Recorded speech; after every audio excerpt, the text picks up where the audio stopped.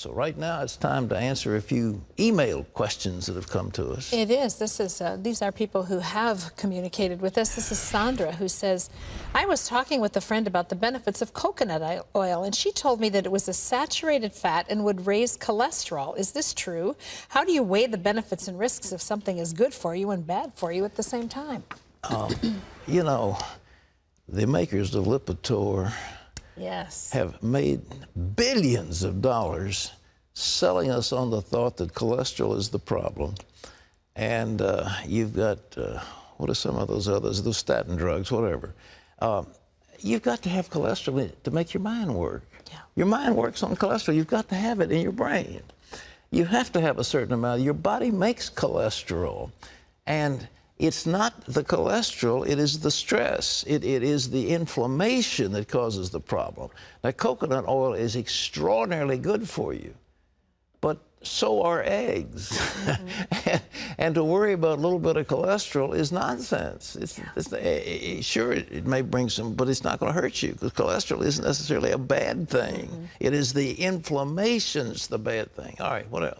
Okay, this is a viewer who says, is it wrong to expect better for myself? I recently lost my job and got a few interviews with different companies, but the salary's not as good as I want.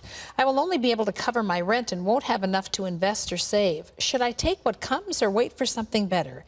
Each day counts for me. I support myself. It's nothing wrong with looking for something better, but I do believe, frankly, in this environment that we're in, you'd better take the blessing of God that's offered to you. And if there's a good job offered to you, take it, work at it, and begin to grow, and then look for other opportunities. Because if you're out of work, if you're on the shelf, you get less and less desirable as an employee every day you live. And the sooner you get employed again, the better off you'll be. So just... bird in the hand is worth two in the well, bush, just right? praise the Lord for what's there, and let him show you. If you've got 3 or 4 options, let him show you the right one. But don't sit around waiting for that, perfect thing to come about. I just think that would be unwise. All right. This is Wanda, who says, I have 2 401ks, one from a previous employer. The one from my previous employer is just enough to pay off my final credit card debt. My plan is to put the same amount of money as the credit card payment was into a savings account to pay for future car repairs, homeowners insurance, etc. Should I cash it in to pay off this debt or roll it over to my current 401k? I don't know enough about your financial situation, about your mortgage, about your other resources, about your salary, to give you a really intelligent answer. But most advisors advise strongly against cashing in a tax-advantaged vehicle. Now remember, you're going to pay ordinary income taxes on the whole amount when you get it. So it isn't going to be you've got $100,000 and suddenly you'll get 100. No, you won't. You might get 60 or 70 or something. So it'll be discounted already. I don't think an employer is going to, bonus you up on a second 401.